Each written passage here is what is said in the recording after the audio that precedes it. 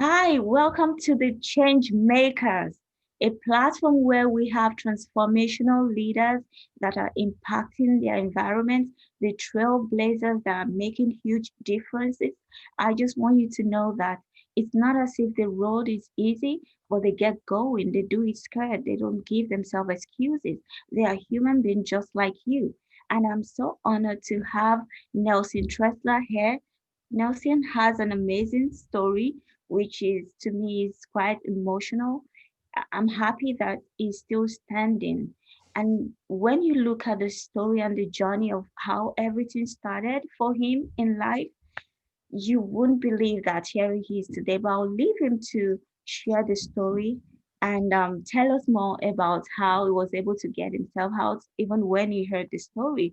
But before then, he is the founder of IGOTSMARTER. It's an app, and is also the author. Is also an author. He was going to share. He's going to share his book and what he's doing. It's so nice to have you here, Nelson. I'm so honored to have you. Well, thanks for having me, Elizabeth. I'm honored to be here. So, can you tell us about that story? Wow. Yeah, I've When your got quite mom, yeah, yeah. I've got quite the origin story. My mom became pregnant with me when she was 15 years old, and while she was pregnant with me, her father, who was the local trash collector, and my mom is one of 15 children in a small town. Her father drove into the town square. There he saw two police officers. He stuck a gun out the window and opened fire, killing one of the police officers and critically wounding another. And eventually, my grandfather was captured and brought to stand trial where he was facing the death penalty. However, at my grandfather's trial, my mom testified to the jury that the reason that he had shot and killed that police officer was that that police officer had raped her, and she was now pregnant with me. And that testimony worked. My grandfather's first trial ended in a hung jury. And the next trial, they took the death penalty off the table, and he was sentenced to life in prison without the possibility of parole, leaving behind me and my mom and the rest of his family to live in that small town and kind of deal with the circumstances that kind of followed that. Eventually, my mom met who a man who would become my stepfather when she was 21.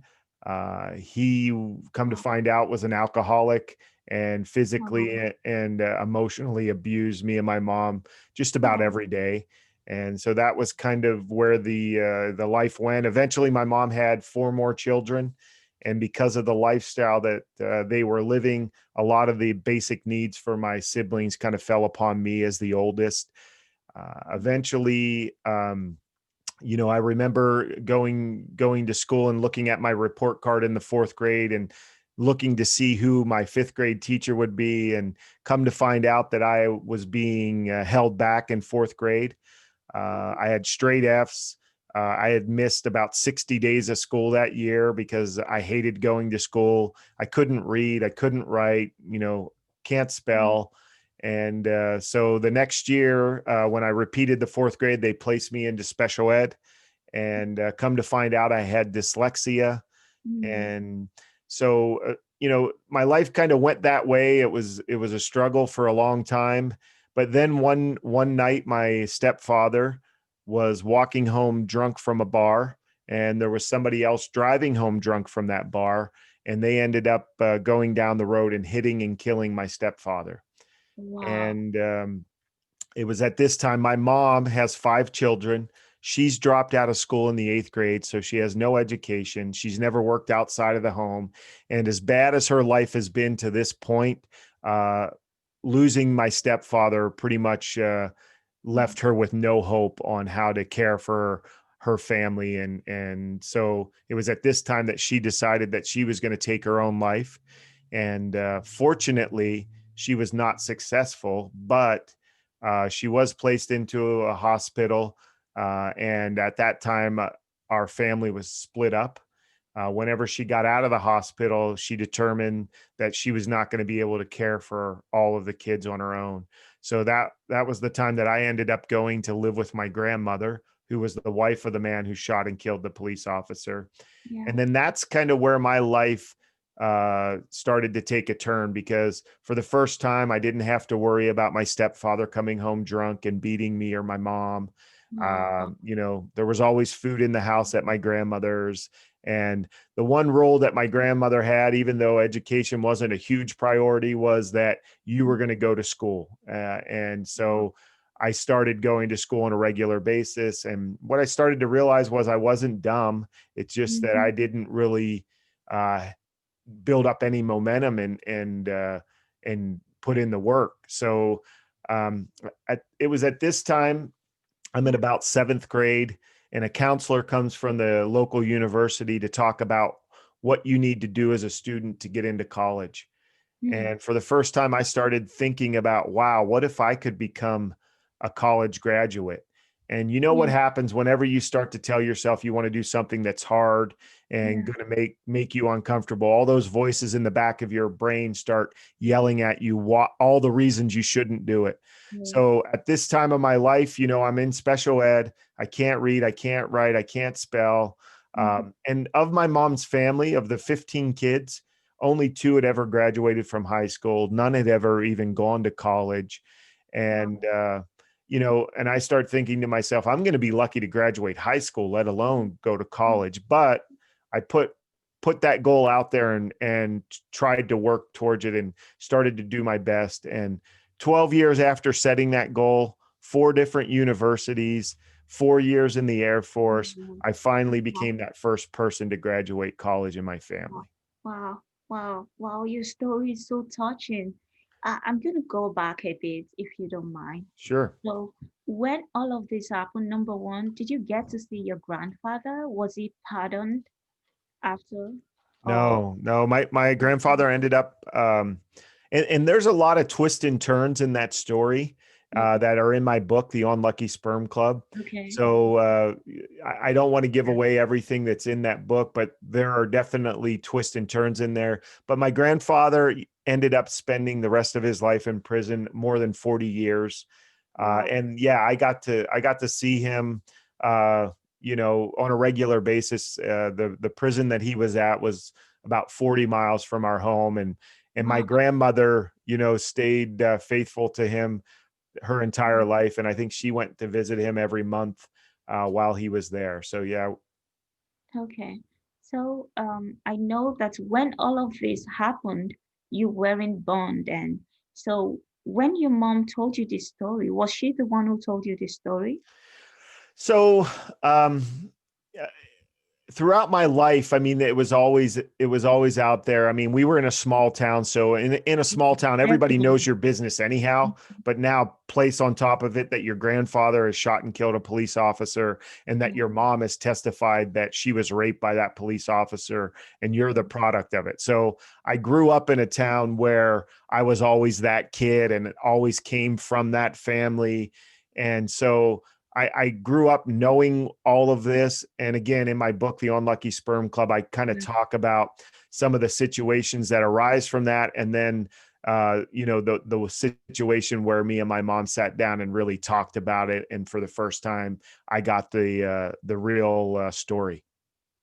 Wow. I can imagine how you felt. Were you bullied in school as a result of that? Yeah, for that reason, and we were very poor, so didn't dress the best, probably didn't have the best hygiene back then, Mm. uh, and then of course, you had the last name that had that huge stigmatism on it. So yeah, I think early on I was, and then eventually I became pretty hardened and lashed out at a lot of people and began, to get into fights to where eventually I didn't get bullied because, I Okay. fought back. Okay. Okay. And yeah, is your mom still alive? Yeah, my mom's still alive. I got a great relationship with her, and she is living a great life. After my stepfather had died, she remarried. She's been Okay. married for over 35 years to an incredible guy, and is Wow. just living great. And your siblings, they are Yep. well and good, and they know about the story, right? Oh yeah, yeah, yeah. They are yeah, they're all still living back in my hometown. I've moved away since then and Okay. live in Las Vegas, but yeah, my siblings all still live in that town and I have great relationships with them and they're all doing great. So when you made the decision to go to college, when you got to college, and do you envision what you would like to do after school? No, you know what? I just had the goal to kind of go to college, and like I Mhm. said, I went to play football my first year of college. You know, I was a pretty good athlete, and that got me into college because my grades weren't great. And Okay. then eventually I couldn't afford to go back after my first year. That's when I joined the Air Force on the GI Bill to get money to go to college. And then I kind of went to school while I was in the Air Force. But Mhm. no, I just knew that I wanted to get a college degree. And I thought that would kind of answer all the problems that I was having. You know, I was thinking about the future family that I was going to have. And I didn't want them to have to worry about opening the refrigerator door and not having food and Yeah. kind of living the lifestyle that I lived as a child. And that was my answer. And I kind of in my book I talk about a lot of the things of graduate how it was at graduate college and Okay. how the twists and turns got me to kind of where I am today. Yeah. So now I know now that I know a bit about the story, I just want to know. So what inspired you to write the book?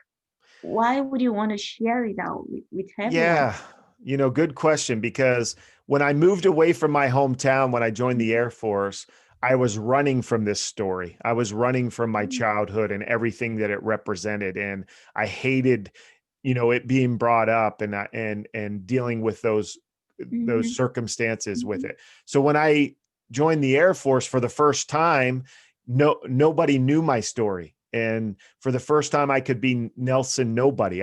You know, Oh, I could be anybody that I wanted to be. And so I never brought this story up. I told my wife about it before I asked her to marry me, just so she would mhm. know, but I never told my kids about it, didn't tell my Mhm. in-laws or my friends or anybody until a few years ago when I had the opportunity. I sold a couple of businesses and was thinking about what I wanted to do with the next stage of my life. Mhm. And it started to come back to me that, you know, why did I live this type of life? And I started to think, you know what? I live this life so that I could help other people be inspired to take control of their lives and Mhm. to realize that they're not a victim of their circumstances, that they're Right. a product of their choices. Right. And that's whenever I stopped having my childhood weaken me every time I thought about it Mhm. to now I've found strength in it, that I had survived it and that I had lived that life and made it out the other end. And now I was going to use that story and those circumstances to inspire others to take control of their lives. Right. Excellent. I love this. I love this because it's not something that one is proud of. It's not something you want to share, but because you have other people in mind. And there are many people in this. Some people might never make it out of it. The whole family might become a mess and then that's it. Yeah.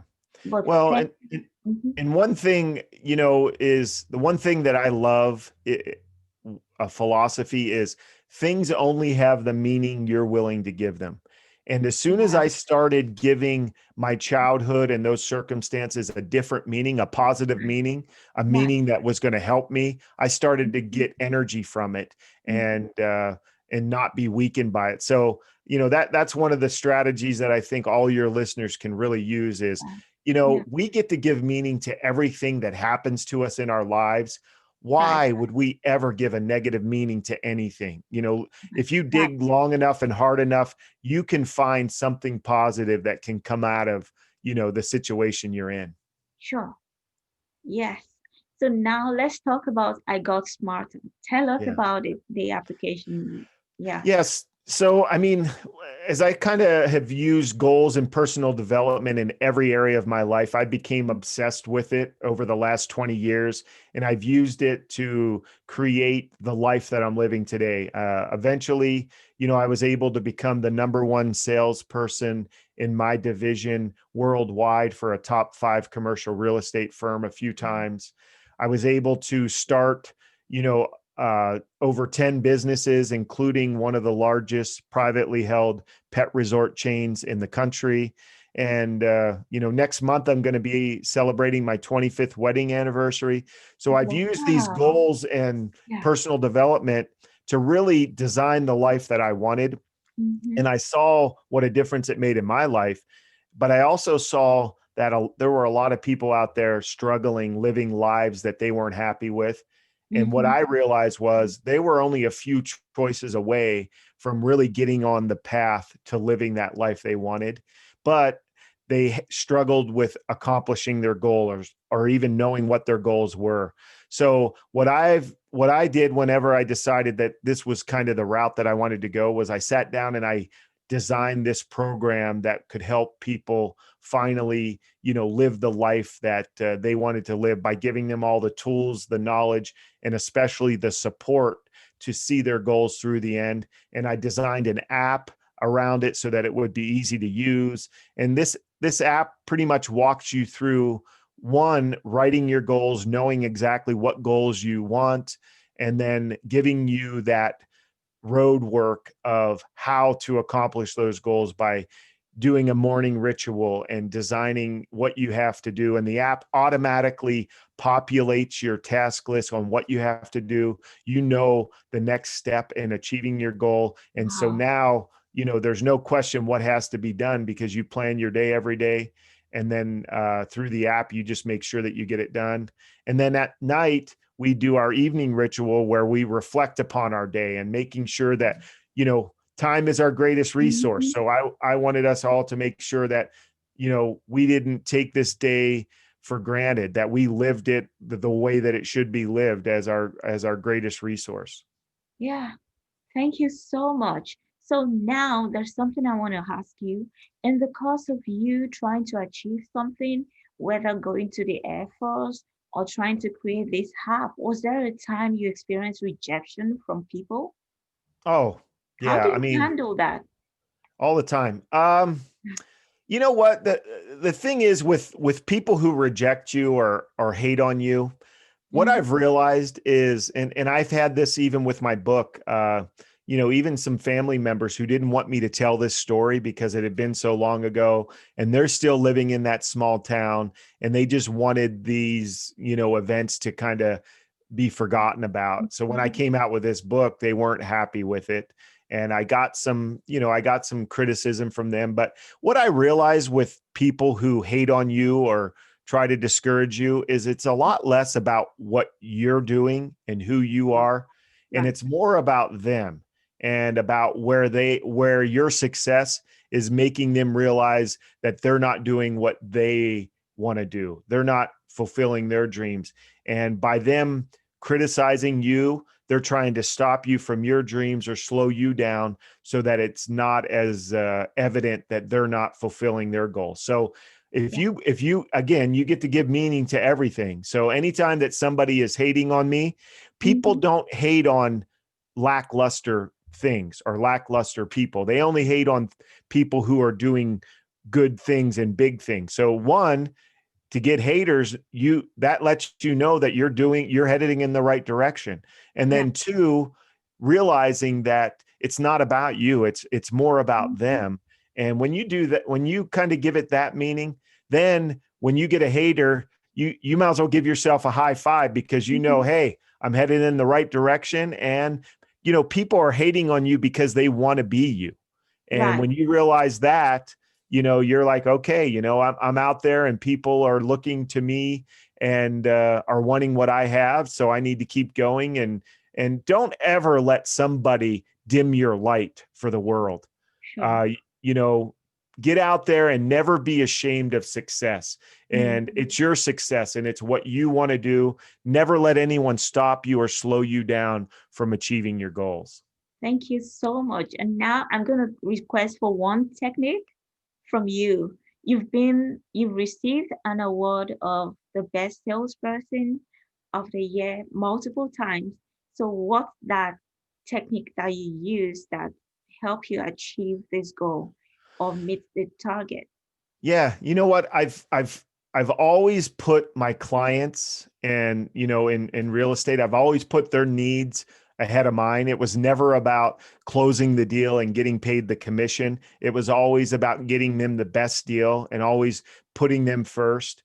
And I've done that throughout all of my businesses. It was always about adding value and really over delivering on everything that I've wanted to do.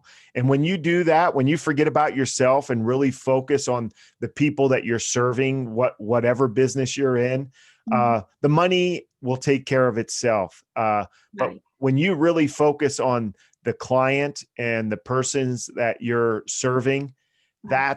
that's whenever people realize that they see that you're there to help them, and the money takes care of itself after that. Yeah.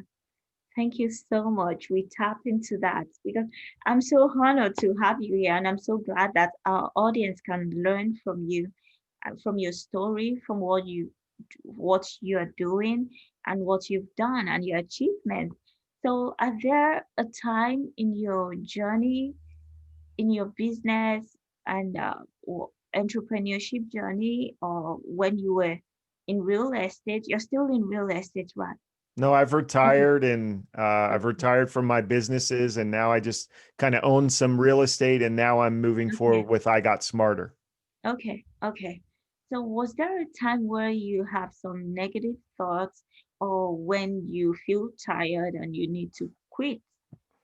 Yeah, you know what? I mean, this new business, and I've had the opportunity to start quite a few businesses, and Mm-hmm. so I've been through this cycle before. Yeah, And you feel that way in every business. yeah. You feel like, am I making a huge mistake? Because it's kind of like I've heard that analogy, like bamboo. You plant a bamboo seed, and it takes you know a crazy amount of years until anything even pops through the soil. And businesses are like that, is like you've got to kind of work to really get to the fruits of it. And I felt like that in all of my journeys, but also what I've realized is you can't fail if you don't quit. I mean, if in the beginning, if you've determined that this is what you want to do, if this is if the direction you want to go, this is the business you want to start, then go full force. And you got to kind of kick off that parachute, and not feel like you can get out of it. I mean, I've always, when I start a business, I seal up the escape hatch and I throw off the Mhm. parachute, and I'm in this journey till the end. And it's gotten me through a lot of tough times in all of my businesses. And again, I talk about a lot of those adventures in my book, Yeah, on how I've overcame a lot of those things. And so, yeah, I mean, just keep going. Know that you're on the right path, and know if you keep going, the only way that you can fail is when you quit. And yeah, if you're never willing to quit, you'll eventually get there. And yeah. you might go in a different direction. It might take you a little bit of more time, and the business that you start might not look anything like the business you end up with.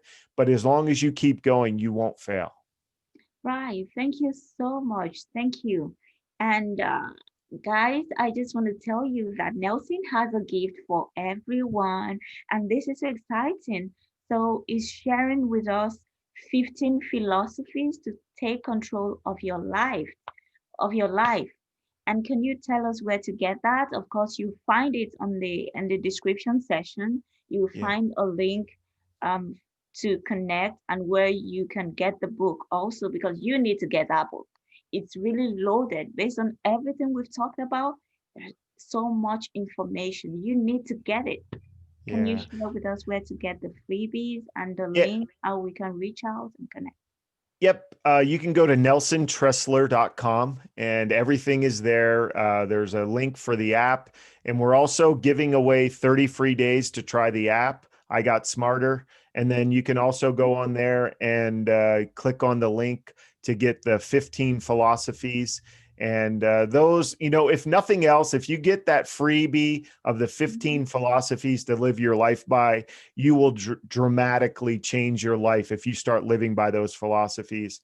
And then also there is a link to get the book. The book is available on Amazon. So you can go there and type in the Unlucky Sperm Club and it will come up. Thank you so much. We really appreciate all the gifts that you've given us and the 30 days free trial. Really, 2021 is coming, and I think it's high time we get our goals together and you're getting an app that will help you track it and notify you of what's next and what you need to do. That's really good. This year has been like a roller coaster for everyone, and we need to get back on track and start on a clean plate. And starting with this app, it's a good thing. Thank you Yeah. so much. So next week, you look out for us. It's been so honored to have Mr. Nelson here. See you guys. Bye for now.